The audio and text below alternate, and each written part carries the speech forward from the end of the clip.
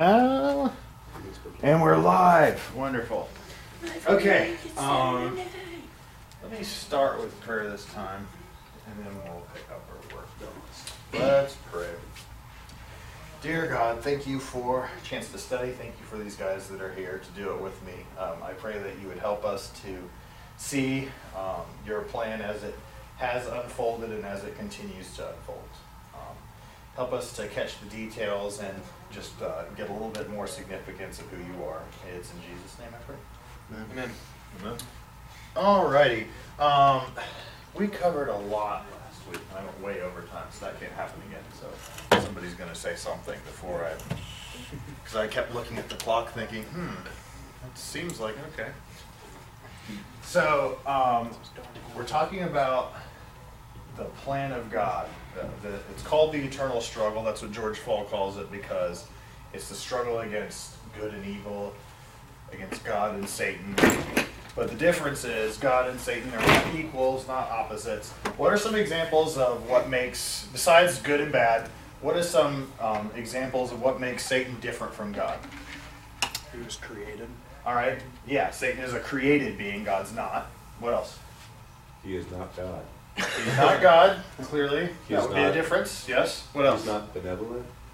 Well, yeah, he's not very giving unless it's getting more in return. Sure. He's not omnipresent. He is not, Right. yeah, omnipresent. What does that mean? He's everywhere at once. Yeah, it doesn't mean he gives presents all over the place. He was going to give Jesus, Girl's name. the whole kingdom of the earth or whatever. benevolent. He said he was going to do that. He said it. So, you're right, he's not everywhere at the same time. So you can't just say the devil made me do it, because odds are you're a pretty important person if the devil himself is coming to tempt you, because Satan is not omnipresent. He is one place, one time, but God's everywhere. What else? How he differs? Yeah, what is something different about He Satan has from to God? basically get permission or allowance from God. Okay, so he is not all powerful, right? Because he's subject That to makes some sense. powers. Sure. I can think of one other. Omniscient. He's not. Yes, he's not all-knowing. He does not know everything. And you can really pick that up from Scripture, because as you go through the Bible, you see Satan trying to go against God's plan, but clearly he is smart, but not knowing everything. It's not as though he knows what's going to happen ahead of time. So God's move was the creation. He made this beautiful place, and it was a paradise for us here on earth. But then Satan's move was the first lie. He rebelled from God, he had the first lie, and initiated the fall of mankind. Tricked Adam and Eve into committing that sin. And so now we are left in a state of terrible living with sin in the world, everything bad going on. And then God's response is Genesis 3:15. A child from Eve, a child of this woman, is going to crush the head of Satan, the serpent. Satan doesn't know who that is, but he does know that because God said it, he's got to watch out for somebody who is a child of Eve. And Eve has two kids, Cain and Abel, which Cain is from a name that means what? Crusher. Yeah. A part of his name actually derived means to hammer out or to crush or to press. And then Abel means Worthless. useless. Yeah, useless, because you've already got crusher. So we've got those two guys. However, Cain killed Abel and made him useless because he was dead. So Cain made Abel useless. Anyway, Cain killed him because sin was crouching at Cain's door. Satan decided to use the tactic of manipulation. So he makes Cain a very selfish person, has success there, and Cain is all of a sudden not a very good person. He is the first murderer. Now, as a result of that, we have Seth enters the picture. What does Seth mean? Replacement. The substitute, yeah, the replacement. The replacement child. Who's he replacing? Abel, the righteous kid. So now all of a sudden we have another offspring of Eve, Seth, who is a righteous offspring. And so Satan knows, I got to go after this guy. I've got to go after everyone in this family. Anyone who's righteous, God might use, and he might crush my head. So Satan goes after Seth's seed, his family, everyone in the world. How does he do it? Well, the sons of God come down and marry the daughters of men. And we talked last week about the big debate. What are some of the views of the sons of God? What do some people think? They're royal Angels? men. Some people think that they were royal men, kings, because the term sons of God fits with that, and there's some archaeology that goes with that. Some people also say what? They're the kids of angels. Yes, that angels left their heavenly dwelling and cohabitated with women on earth and produced these giant offspring, and that explains where these Nephilim, these fallen ones, came from, and where they came from again, because it happened after this period of time too. And it explains where the Canaanites, how they were big and tall, and like people felt like grasshoppers in front of them. It explains that, and it also helps explain Jude, the book of Jude, and how it likens angels leaving their proper boundaries, just like Sodom and Gomorrah left their sexual boundaries. And both are suffering this terrible punishment. These angels are in chains, so they're never going to do that again. So, what's the other view? No, they're like Seth's children. Yes, yes. And I think there's a lot of good evidence for this one too, that the sons of God are just the righteous children of Seth. Now, the term son of God is usually used, or sons of God is usually used of angels or angelic beings, but not always. In the Psalms, and then it's quoted again in the book of Hebrews, and Jesus also uses this. He quotes a passage in response to, I don't remember if it's the Pharisees or the Sadducees, but he quotes a passage that says, "You are gods." But the term gods there actually refers to the judges, humans. They were able to make decisions just like God or an angelic being, could. So sometimes the phrase "sons of God" or gods could be used of men who had authority, high up men. So some people think the term "sons of God" just meant Seth's offspring, the godly offspring, who were righteous descendants, intermarried with Cain's daughters. And when you have righteous people marrying wicked people, what tends to happen? Wickedness. Yes, it's so much easier to bring somebody down than to lift them up. Sort of like how sin works. You inject yourself with a little bit of a disease. It's a lot easier for that disease to bring you down and kill you than it is for you to just cure it, just make it go away, even though the rest of your body's all good and healthy. It's toxic enough. So, because of whatever happened, we do know it was some sort of intermarriage. Good with evil coming together. And by the way, there's a New Testament passage about that, isn't there? What does that New Testament passage say?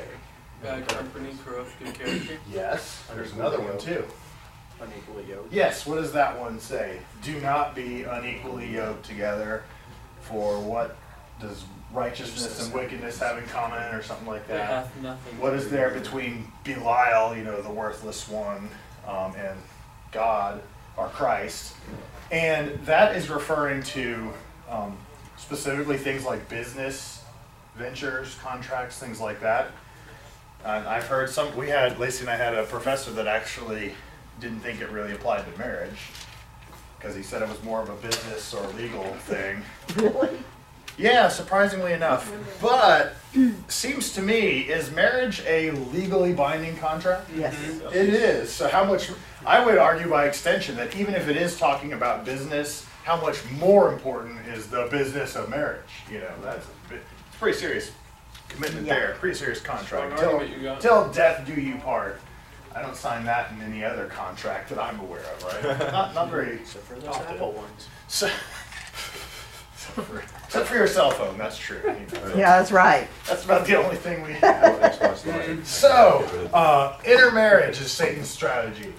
So, was he successful in this strategy? For the most part. How would you describe the success of Satan when he got intermarriage? How successful was he? Very.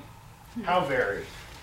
That the thoughts and intentions of every man were wicked continually. Yes, the thoughts and intentions of every person was nothing but evil all the time, is what the Bible says about how corrupt mankind was. So this would be Genesis chapter 6, when you read down through that passage. But I believe it's in the very beginning part of that chapter. He says, God looked down and saw mankind. He said, you've only got 120 years left. I'm going to destroy you and start over again. He was grieved that he had made mankind. Doesn't mean that God didn't know what he was doing. Doesn't mean that. You know, God still gave mankind free will. I'm sure man didn't catch him by surprise, but he still is grieved, you know, really upset. So he says, I'm going to start over, because every thought is wicked all the time. That means Satan was very successful. One of his greatest strengths is to use relationships. You think the reason that failed because God just let them do what they wanted to do? He didn't, like the second try, he gave them the laws. He treated them like children then. And the first time he just let them go and let things fly. Yeah. Okay. Well, I don't know, because I think God let them have freedom all throughout. But you are right as far as, I mean, one looks like he sure is babying them a whole lot more. You know, it's right there. But at the same time, some might argue like his standards were tough. Like, you know, if you ever talk back to your parents and said a bad thing about them, you probably didn't get killed for that. But they did. You know, why? Well, maybe it's because God is right there giving you a miracle of food every day and telling you how to live. You're pretty stupid if you're going to mouth off to your parents when God's right there doing that. And keep in mind with these things, as far as I know, we have no record of some of these things ever happening. Just because the law was laid down doesn't mean that it actually was put into practice. What I mean by that is there could have been plenty of instances where the thing was said just to scare people so that they would never do it in the first place. Like, for instance, there's that weird law about the woman, if she was accused of being unfaithful to her husband, she would drink the special concoction that the priests would make up, and it would cause her belly and thighs Belly to swell and thighs to to just wither. swell up and like diseased and pretty crazy stuff. You're like, whoa, stick to be this lady. Or she'd be just fine if she was faithful. Well, that's like with any, for instance, when I was trained to be a telephone operator, we were very strictly trained to say certain things specifically. We had specific answers. But once I got on the floor, we were able to interject our own personalities. So that's kind of basically like that. He gives a law, and then I think what he does is he allows it not to be bent, but it's not the one that's going to kill you if you break it. Anyways, like, I'm just relating it to a job, but it's Well, sure. a little bit more serious. Funny thing is, though, we have no example of that ever happening, you know, but it was there. And just like some other ones too, we have some of them we do, but a lot of them we don't have any examples of them having to be enforced. And maybe it's because that's so crazy, I wouldn't want to go there. Like, I don't want the priest giving me this concoction of, you know, who knows, maybe there's scorpions in it. Anyway, sorry, a bit of a rabbit trail there. But Sorry. My point is, using marriage is one of the most successful things that Satan has. And I don't even mean marriage, I mean relationships is one of the most successful tactics he has. You go back to creation, the lie and the fall, the relationship was involved there. You know, he went to the woman first, and then the woman handed it to her husband. He went through that avenue and he exploited the relationship, and he'll do that whenever he can. Here we have intermarriage successfully polluting an entire world. Now keep in mind, how big was this world? Well, estimates are, the conservative estimate, as I understand it, is about 60 million at this time. However, there are some people that say 1 billion, and there are some that will even go into a planet the size that we have today, as far as how many people were on the world. And that's how messed up the world was. And how did he do it? Sons of God married the daughters of men. That's all the Bible tells us. And maybe it's not more specific because that's all we need to know. Relationships. They can be used for godly purposes, or bad company corrupts good character. Unequally yoked, you can't do that. Nope. It's a dangerous thing. You don't date them that's why you don't missionary date. You don't date someone to win them to Christ, because that's not that. You're playing with this. You're playing with Satan's, probably his number one or high up in his top 5 techniques for bringing Christians down. Yeah. Roger Chambers says God has a plan for evangelism, and it's called the gospel. Yeah. Not dating. Right. Or Christian. It is in that context. So yeah, but think about this later on. How does Israel fall? That later on, and I don't know if we're going to talk much about him, but we're going to encounter a sorcerer. he is kind of like a prophet because he did speak for God, which is funny how God lets people like this in sometimes. But a sorcerer by the name of Balaam tried to utter prophecies against Israel.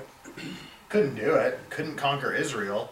So he said, I know one thing, however, one piece of advice that will conquer these people. What was that piece of advice? Allow them to Intermarriage. Get your girls out there. Send the women in. That's a good way to catch a group of guys armed off guard. Send all the beautiful women there. And did it work? Yepers. Did it? Oh, it worked. Always does. 24,000 men died. God killed the men. God got so frustrated. Balaam was right. Balaam was right. Just send your women in, have them do their thing, and that's all you need to do. And God struck down 24,000, 23,000 of those in one day, the Bible says. Just dropping like flies. So, Satan has been using this intermarriage, interrelationship thing since the beginning. And we just have to keep that in mind. That's one of his strongest techniques. So, don't let him use it today, because he's trying. You gotta look for it. So what was God's response to this? I'll start over. There's one guy, Noah, who found favor in the eyes of God. He and his family. So he's got Noah, Mrs. Noah, the sons, Shem, Ham, and Japheth, and their wives, Mrs. Shem, Mrs. Ham, Mrs. Japheth, because they're not named. So that is 8 people in all that were saved in the ark. And God brought each of the kinds of animals. Doesn't say that he brought all the fish in, because he didn't need to bring all the fish in. Doesn't say that he brought every single species. The term kind doesn't necessarily relate to any specific word we have today. So just because the Bible says kind doesn't mean, oh, that's a species, or that's a phyla, or that's a whatever those names are, you know. It may well be, and a lot of people say, hey, if he brought just a pair of horses, that might account for the zebras and every other thing that's like a horse, you know. Probably, because it's all got to fit in this boat, which is big, like the size of a 3-story football field. I mean, that's large, but can't bring everything. So You brought the lots of monkeys stuff. for us. What's that? You brought the monkeys for Brought us. the monkeys for us. And there was a mosquito that might Yeah. to it. Oh, frustrating. Yeah. They were breeding in the waters. They're the evil that ensued as the ashes of the sons of God decayed. No, I'm just kidding. Anyway, Pools of blood. so the flood, that was God's plan. However, even though God initiated his plan, Satan still had roots into this guy's life. The most righteous man at that time, the preacher of righteousness, for 120 years preaching that people need to be saved, and they didn't. Then he gets out, and after he's been through, not before. You'd think if he's going to struggle, it would be the struggle would happen before, you know, or during the hard times. He gets through the hard times, and then when he's free and clear, then it's like, wonder what I can do now. You know, all this free time on my hands. Sometimes that's why you need to stay busy sometimes, because your free time can be killer. What did he do in his free time? Planted some He stuff. justified his hobby of botany by growing this really big vineyard so that he could make these grapes and then make wine and then drink it and get drunk. And that's about where we left off last time. It was, what chapter is that? Genesis 9, I believe. I think it's 9. Genesis, the 9. 9th chapter is where we left off. Satan works on Noah, the patriarch, the spiritual leader of that family, and he tempts him, and Noah gets drunk. And during his drunken stupor, he is laying in his tent, free as a bird, just like on his birthday, laying there. And who comes in? Well, it says Ham's. What does it say? Ham saw his father's nakedness and went out, told his 2 brothers, that would be Shem and Japheth. And what do the 2 brothers do? They turn around backwards with a blanket or whatever. They carry a blanket in backwards. They're not looking at their father, and they cover him up. And then when Noah realized, well, that's where we need to pick up, I believe. What verse is that? 24. Thank you. Thank you. When Noah woke up from his drunken stupor, Genesis 9:24, he learned what Ham, this is what my translation says, what Ham, his youngest son, had done. And I think Ham's not in that text. It just says what his youngest son had done. Then he cursed the descendants of Canaan, the son of Ham. A curse on the Canaanites. May they be the lowest of servants and the descendants of Shem. Lowest of servants to the descendants of Shem and Japheth. Then Noah said, may Shem be blessed by the Lord my God. May Canaan be his servant. May God enlarge the territory of Japheth, and may he share the prosperity of Shem. Let Canaan be his servant. Noah lived another 350 years after the flood. He was 950 years old when he died. Okay.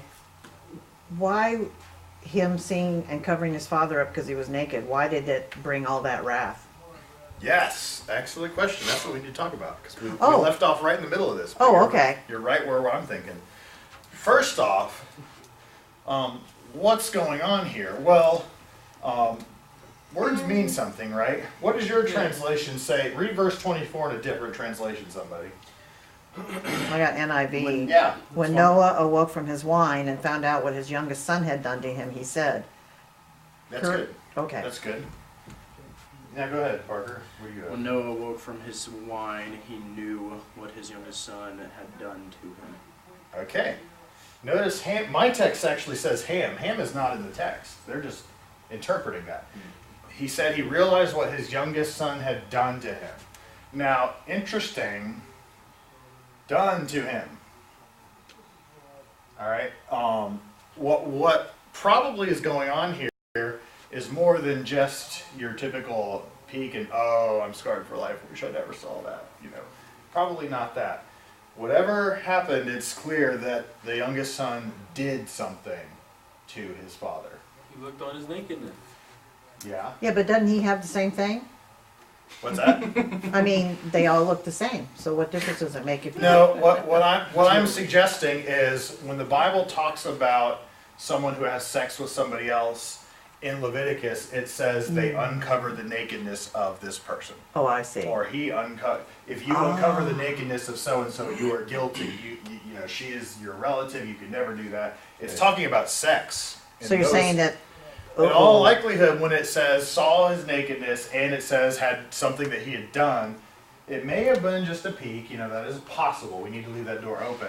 But I'm thinking it's more than likely something else took place. Some molestation or something bad happened there. When you bring in older to younger or younger to older? What happened to Noah? His son, because Noah was lying there drunk. Oh, okay. Yeah. Uh-oh.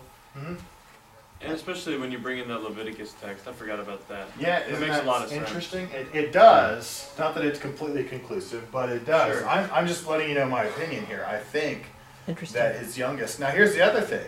His youngest son is all the text says.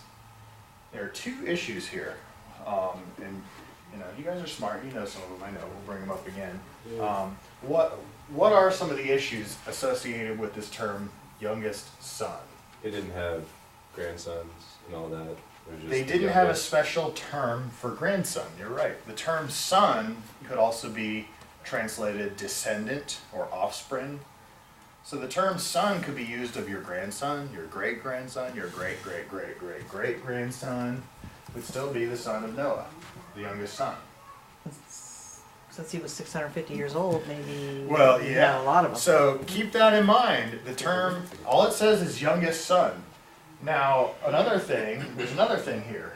Does anyone else got more to add? Well, Yeah. I've also heard that what the youngest son could have done was looked at Noah, and instead of doing something to help him, he was kind of like, kind of had this attitude of I'm better than you, kind of had this attitude of caught ya, kind of had this just not right way of looking at sin, and that's what made God mad. Mm-hmm. I've heard things like that because that's probably the traditional view is that Ham is the guilty one here. I'm just offering another suggestion here. I think that Ham is not guilty here. I don't think Ham did it. That's my opinion. I think Doc Smith might even disagree with me on that. So, you know, don't take it as gospel by any means. But the term youngest son could mean grandson. Canaan would be the grandson. He would be the youngest son. And also, every time Shem, Ham, and Japheth are listed, they are listed in that order. Shem, Ham, Japheth.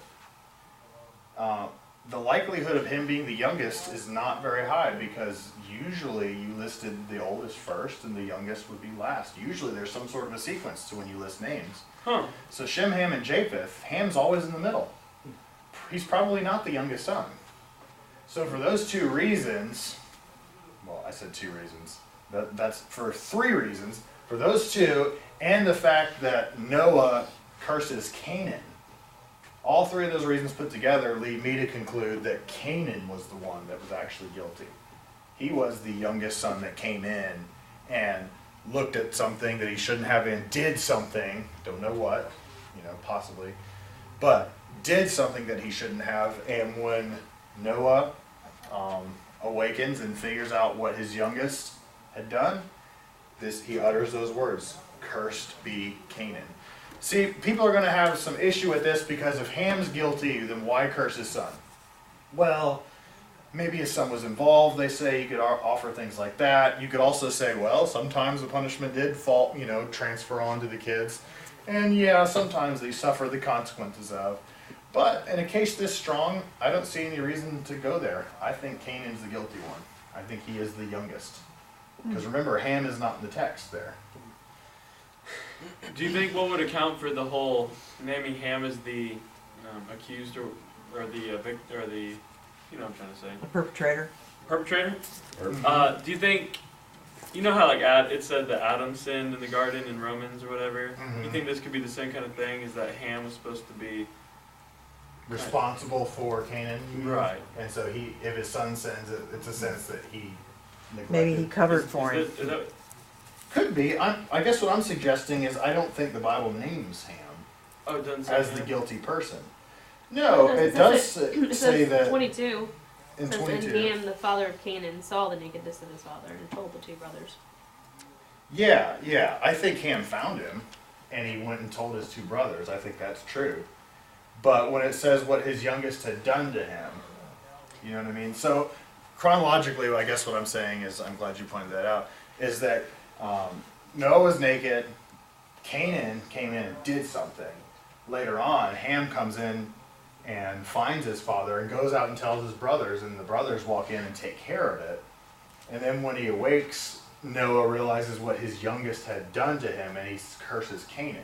Well, I why? don't think Ham did anything wrong. I think Ham found him and went back and told his brothers, but I don't think that there's any evidence to say that, he scoffed, or, he saw something he shouldn't have seen, and so he's being punished for it. Well, also in verse 18, it specifies there that Ham was the father of Canaan.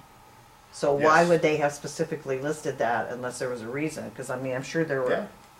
Well, that's a good point. That's a good point, because it doesn't, Canaan's the only other one brought up in here. It doesn't mention any of the other sons, I don't think. Or grandsons. Yeah, or Yeah, grandsons. grandsons.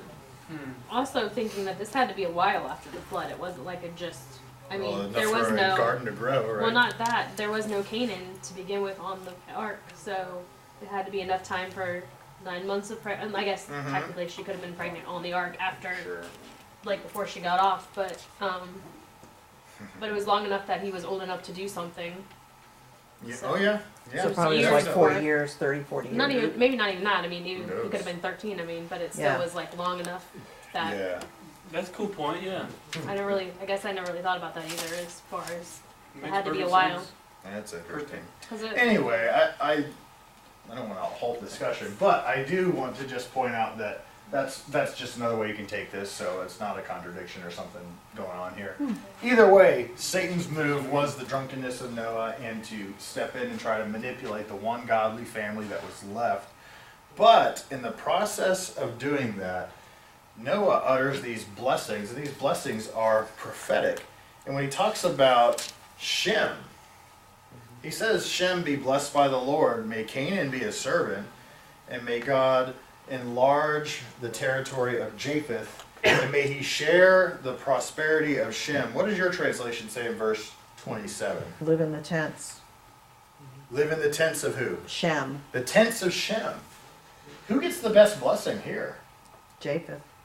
Well, think Wait a about it. Shem. He gets to Shem chill does, it. because Shem Japheth does, gets he gets a great blessing, but he gets to live with Shem. That is his great blessing. You know, when Noah pronounces these prophetic blessings, Shem is the highest one that is kind of called out there. it's enough for Satan, and I think history will bear this out. God's move, I'll just write it down here. I believe God's move was to, I'll just write Shem. He called out Shem. And he said, I'm going to be blessing you, and Canaan's going to serve you, and Japheth is going to get to dwell with you, you know. But Shem gets the best blessing. And so Satan over here, if he's smart, and he is, he's thinking what? I think I need to go for this guy. I don't think it's just any old man that's going to take me out now. I think God has just pointed out that it's going to be Shem or someone in his descendants. And ultimately, Christ will originate out of the descendants of Shem. So, I think he was right about that. The Bible has a table that shows kind of the nations that come from each son. Oh, it does? That would be a cool chart to look at. And then also has, it says that Abraham, David, and Jesus descended from Shem. And yeah, it's like Shem has the Hebrews, the Chaldeans, and then Assyrians, Persians, and Syrians. It's got a lot. And then you go to like Ham, he has the Canaanites, the Egyptians, the Philistines, the Hittites, and the Amorites. Mm-hmm. All of God's enemies pretty much come from him. That's who? That's Ham / Canaan. Yeah. Oh, wow. Japheth has the Greeks, the Thracians, and the Scythians. Yeah, like the Scythians or whatever. Yeah. Okay, interesting. Wow. That is pretty neat. Which So, what happens after this? Mankind begins to grow, and so God's next plan is to what? What does he want mankind to do? This is Genesis chapter 10, Populate. chapter 11. He wants them to populate, but after they've already populated, they've done that, then what does he want in chapter 11? The Tower of Babel? What does he want them to do? He wants them to off. disperse. Yeah. Now, it's dangerous, I know, to play God. We don't want to play God per se. But what might be one of God's reasons for doing that? Why is it such a big deal to God that they spread out over this entire world? So that they're... This is the context of the Tower of Babel. But why that whole incident? Why did that have to take place? Why is it a big Is deal? it so their might doesn't become their idol? Sure, I think that's part of it. Also, think about it. Last time the entire world was together, that's when this happened, right? That's when Satan came in and corrupted everyone. So maybe part of the reason for them to disperse is that God doesn't want that kind of thing happening again. So for them to spread out is exactly what God would want, so that he can keep the promise alive and he can keep people, some people need to be isolated from some of the wickedness that's there. So, God's move to call out and give the biggest blessing to Shem, and then to say, everyone, you need to disperse. What was Satan's move there? Chapter 11 is where we read it. Yeah. Tower of Babel. It does say, like, verse 6, it says that, well, starting 5, it says, but the Lord came down to see the city and the tower that the men were building. The Lord said, if as one people speaking the same language they have begun to do this, then nothing they plan to do will be impossible for them. So what is... I love that passage. That's kind of a powerful thing to say. That is. Nothing will be impossible. That is a very powerful thing to say. I guess that's a lesson about unity, right? If people all work together as one, even if they're being defiant, there's virtually nothing they can't accomplish. And perhaps God's thinking of the level of evil that is going to ensue as a result of this. Like, there is no bad thing that they could not accomplish if they were all together working together on it, you know? That could be what he's thinking. I don't know. However, I've heard this verse flipped around. If you think about it, if that's mankind united against God, and God himself says they can do anything this way, can you imagine mankind together with God united? How amazing would that be? You know, incredible. So it's a good lesson there. But that's about all I know about that, Joey. Beyond that, I don't know. I do know, though, that the context is God wants them to separate. And so I imagine that has something to do with the reason why. That they are in danger all being together. They said, we're going to build this massive tower. I don't think they were stupid enough to think it was a stairway to heaven or to actually get up there or whatever. But I think it was supposed to be monumental. In more ways than one, it was supposed to show how great they are. Like, look at this. We are united. We are together.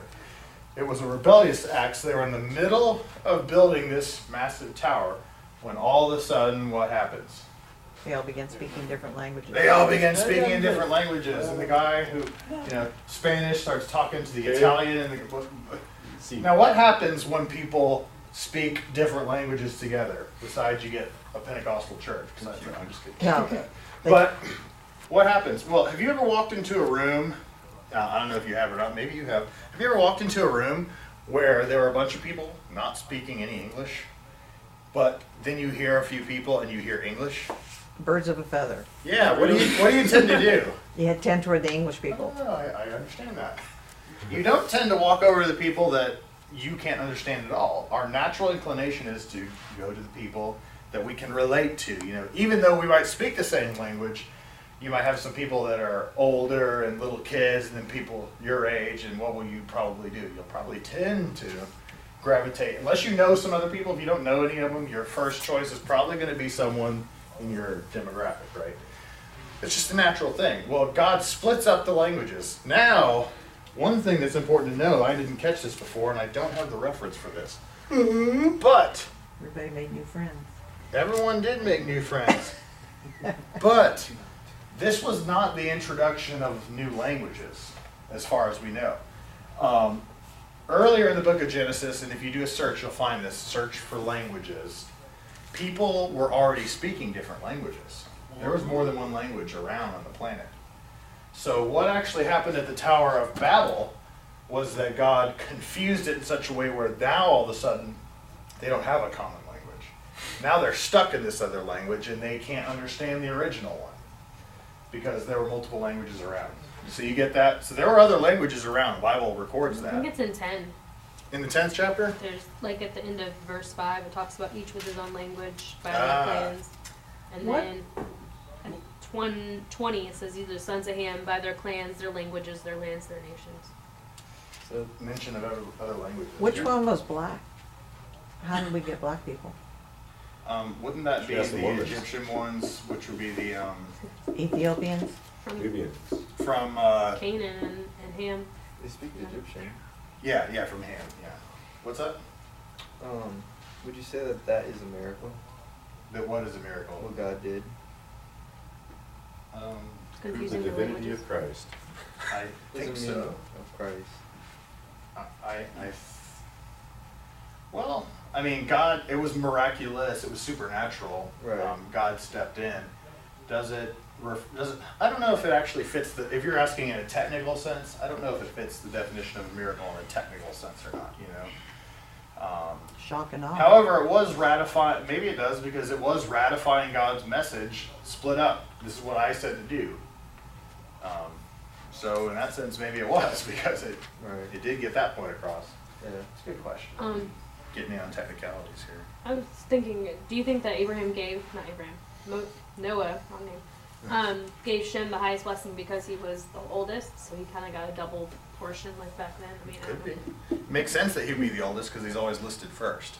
But So, since he was the one that there, but then in mine it says in verse 5 when it talks about the one that you read about the Tower of Babel, it says which the children of man had built. So just isn't the whole sons of God, daughters of men kind of children thing. of men. It's just interesting. Mine that's what this one says. So Interesting. That's 11 verse 5. 4 verse 4. No 5. You're right. 5. Okay, mine just says people. What does anyone else's version say in 11:5? ESV says children of men. Children of men. This one just says that men, Men. the tower that the men were That building. was kind of like, I don't know if it refers back, if it went with that kind of thing, like it's just humans, not, they Yeah. follow like the angel kind of thing. They weren't any of those giants there or whatever, I don't know.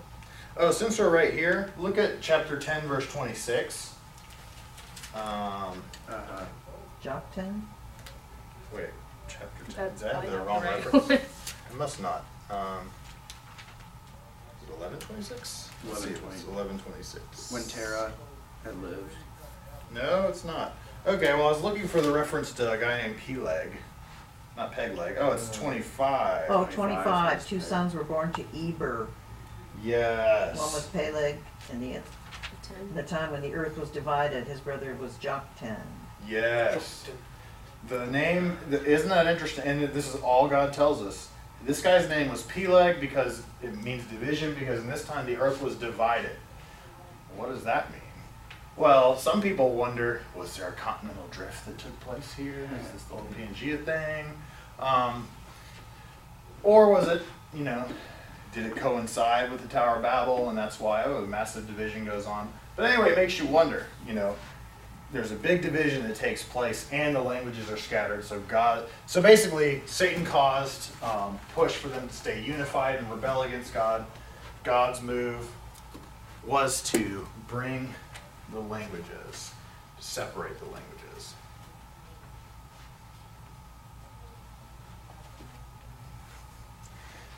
Then, after this, God basically did something that includes Satan in, something very significant. And that's what you read in the 12th chapter of Genesis. What is the 12th chapter of Genesis about? What do we call Abraham? Call of Abraham. Or Abram. Sorry. Yeah, Abram at this time. God took his great promise, which was given to the descendants, first of all, the descendants of Eve, then later on narrowed down to, Noah by default, then to Shem, and then God narrows it down to one man. He says, Abram, later on he's going to be Abraham, I'm going to make you a great nation. How old was Abraham? I keep saying Abraham. 75. He was 75 when he was first called. 75 when he was first called. So God's move was to pick Abram. I'll just put Abraham. God narrowed it down and he said, you're the one.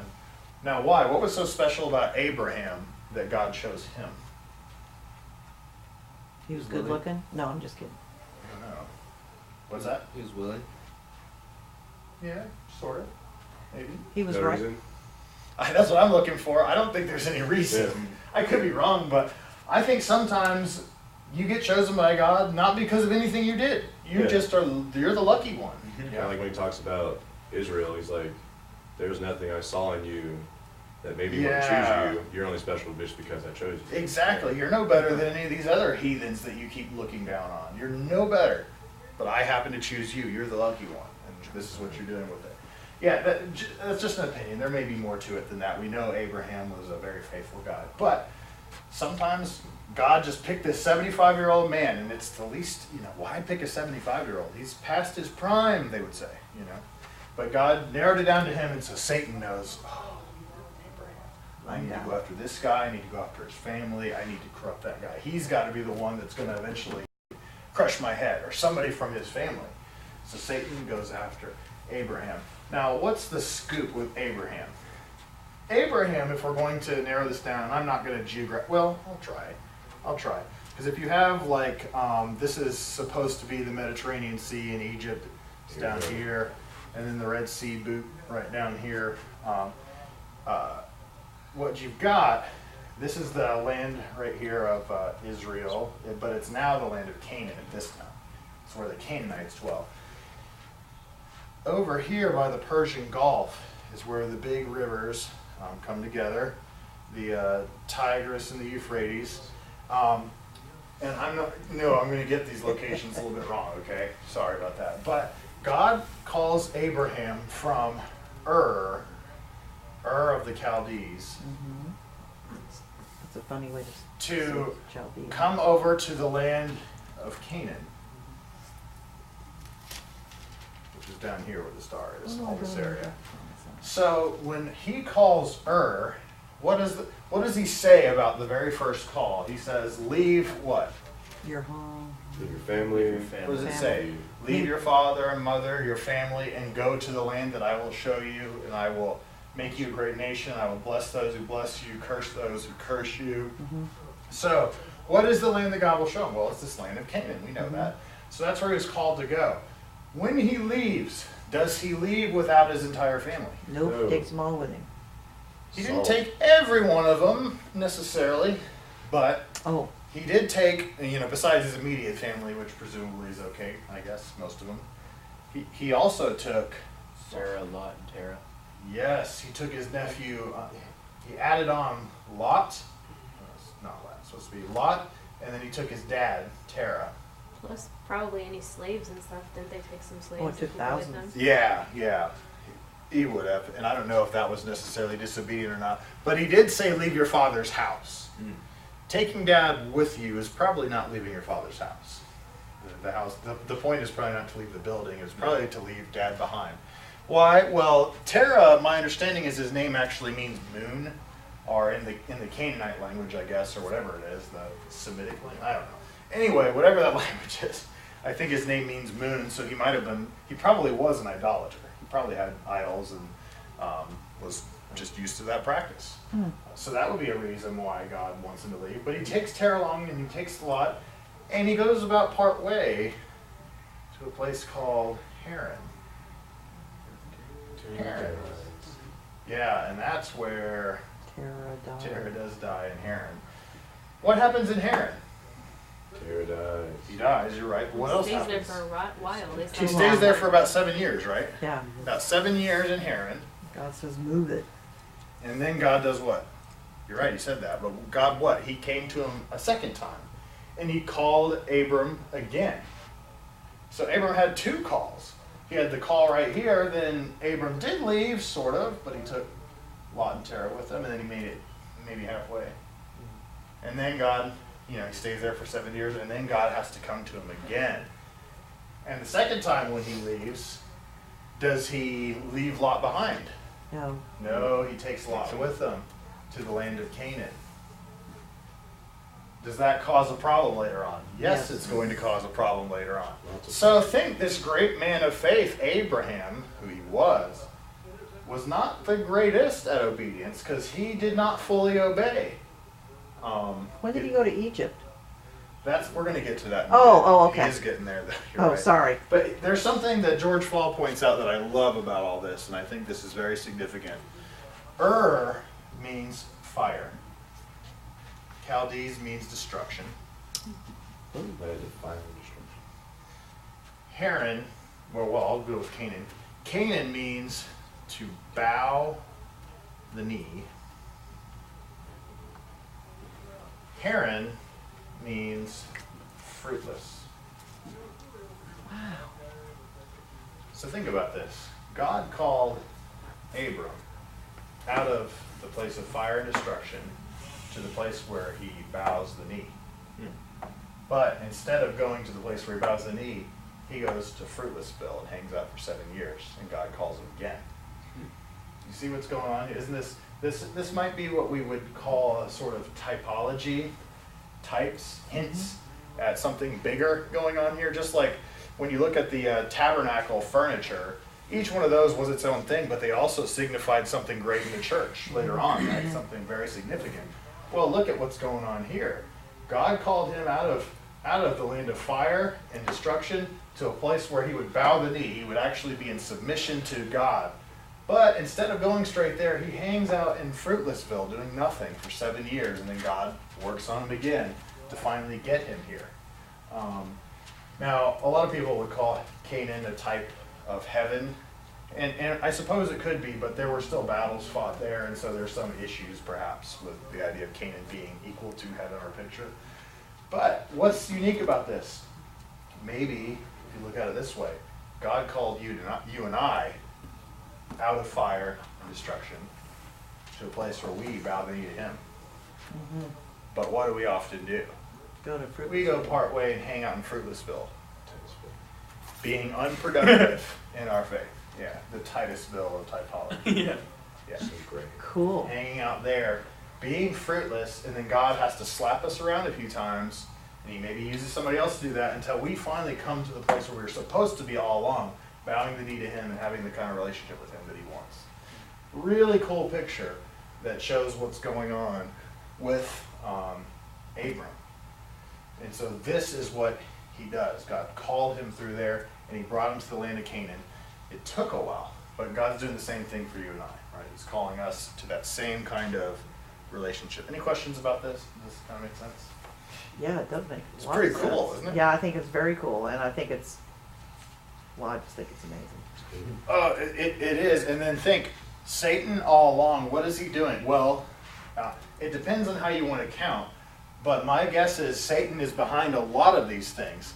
Oh, you can't go without dad. Your dad would never accept that. Okay, got to take dad, and Lot's obstinate. Got to take him. Okay, I'll make it. I'll stop halfway. Dad's getting tired. We can't make it there. Wait 7 years. Satan seems to be pushing all along to kind of slow him down. Like, no, don't do this. You got to rest. You got to relax. I don't know. What kind of technique would you call that? I'll just put obstacles. Stumbling Yeah. blocks. Stumbling blocks. Obstacles. Satan's putting roadblocks in the way, trying to slow him down. And then, along with that, when Lot actually comes in, later on there's going to be a fight between the herdsmen of Lot and the herdsmen of Abram. Yep. They're not getting along. So, but let me try to go in sequence here. Have a look at my notes.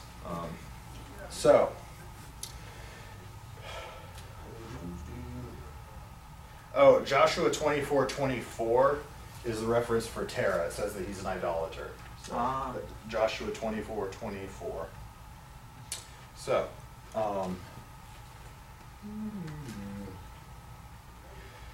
along the way, what does Genesis 14 talk about? Genesis 14 talks about something that Abram had to do. What did he have to do? Rescue Lot from Sodom and Gomorrah. He had to rescue Lot. That's that famous story of Sodom and Gomorrah, right? Why did he have to? So they come into the land of Canaan, and then they split up at that point because the herdsmen are quarreling. And so Abram is gracious. He says, hey, Lot, which way do you want to go? You want to go east? Do you want to go west? Whichever way you go, I'll go the other direction. So Lot looks at these cities of the plain, and he heads over this way, which would be east, right? It's my direction, right? Heads over to the east, and he sees the city of Sodom, Gomorrah, Admah, Zeboim, those cities of the plain, with several kings ruling over them. And he decides, ooh, that's a good territory. I'm going to take that. And so he does. Abraham, I don't know if he's Abraham or Abram at this time, but he heads the other direction. However, what happens to Lot? Lot settles down. He pitched his tent in the land of Sodom. And he hung out there. What do we know about the land of Sodom? Well, it's pretty wicked. It's where we get our English word sodomy from. It's not a nice word to say at all, right? Nope. So what happens? Well, there's a war that takes place among the kings of Sodom, Gomorrah, Admah, Zeboim, these united kings, and then a whole bunch of other kings fighting against him. Lot is caught in the middle of this war, and he's defeated, and he's stuck there. Now, in the process of that, there's nobody to rescue him. So who actually does? Abram risks his life by getting together 318, I believe it was, of his trained servants. He probably had more servants, but these are the only ones that he had that could fight. Now, hold on a second, though. One guy who owns 318 servants who happen to be able to fight, that's like as many, that's bigger than what we often have on Sunday morning, and they're all fighters. Pretty impressive. And God granted him a victory. After these two kings, had duked it out against each other, there was a winner, but that winner was pretty defeated. They just won the victory. And here comes Abram, and he's able to win an unheard of victory, really. He comes in there, and he conquers the kings and frees Lot. What's interesting about that? Well, does Abram keep all the spoils of war? Yes. Not all of them, but some he shouldn't have, right? No, you're thinking of Achan, I think. Oh, okay. I think you're thinking of Achan. Achan He doesn't. Why doesn't he keep it? He has a right to. Oh. Why doesn't he keep it? Melchizedek? He does give a tenth to Melchizedek. It's right. He tithes it to him, as I recall. Yes. I believe that's what happened right there. But as for the rest of it, why does he give it back? He just says, I want just this basic stuff and what my people have already owned, and you take the rest. Why did he do that? It says in the text, I believe. It shows something about how For Lot? God is what is providing for him, and he doesn't need that. Yes, he doesn't want the people of Canaan saying that they made him rich, that they made Abram special. He wants the credit to go to God. It's a very humble thing for him to do. So after winning that victory, Lot is still living in the city of Sodom, and that's when that terrible event happened, where the people are so corrupt, depraved, that they gang up on Lot's and his family. Mhm. And that's where that whole situation comes in. Where's the... I like it when Abraham dickers with God. That was pretty funny. Oh, yeah, when he prays on behalf of Sodom. That's a very bold thing to Yeah, do. but I think he goes, well, what if you find 25 faithful people? Well, what if you find 10 faithful people? That's dickering. Yeah, and he gets all the way down to 10. Now, somebody's asked this before, and I think it's a good question. Why did he stop at 10? Could he have kept going? You must have known that was how many in Lot's family. Well, Lot's family had 8, Ah, which is interesting, right? How they have? I was told it was 8 if you count the, maybe if you count the betrothed kids, the How betrothed many sons. kids did? Oh, okay. They had 2 daughters, and then they had 2, and then he and his wife, That'd that's be 4, 6. that's 6. okay. All right, well, somebody told me 8, and I don't know why, I'm just Yeah, quoting you're somebody thinking else, so. of Noah. Question. Maybe so. Question. Anyway, not a lot, yeah. Abraham saw 3 people coming, and 2 of them went on to Sodom and Gomorrah, and 1 of them stayed there. Was that God, or was that just an angel? I think the Bible tells us that it was God. That's what I thought. And see, I had a friend that told me, no, God did. I said, yeah, he was there. It was, I think it's Genesis 18. I'm glad you mentioned that because that's right where we are. Yeah. Right around that time is where Sodom and Gomorrah takes place. Although, So that was God. Pretty cool. yeah, so God with some angels shows up, the strange visitor, and this is when Sarah laughs when they hear the idea of you're going to have a kid. And she's like, ha! And Isaac's name is going to mean laughter later on. Yeah. So, Um, look, we're about out of time. Oh, poop. We're going to have to wrap it up. So is that, Yeah. was that one of the few times that, until the burning bush that God actually physically came, well, other than taking Enoch up?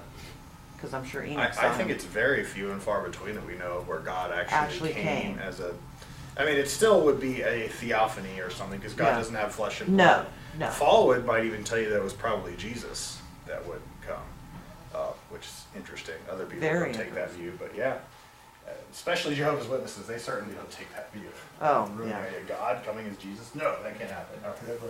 Anyway, the thing I want to leave you guys with is once Abram gets to the land of Canaan, he's forced to deal with Sodom and Gomorrah, this trouble with his nephew Lot, and then he's going to deal with another kind of temptation, of trials and relationships again. So that's where we'll pick it up next week. Oh, you mean the Temptation. handmaiden? Oh, He's got there's a famine. He's going to run down to Egypt, and then what does he do there? How does Hans he get his back? wife as his assistant. Such a nice guy. So. Yeah, I'm sure they're going. All right, we're done. We're not doing what we did last week. So. What we do last week? Went 27 minutes overtime. It wasn't. It was more like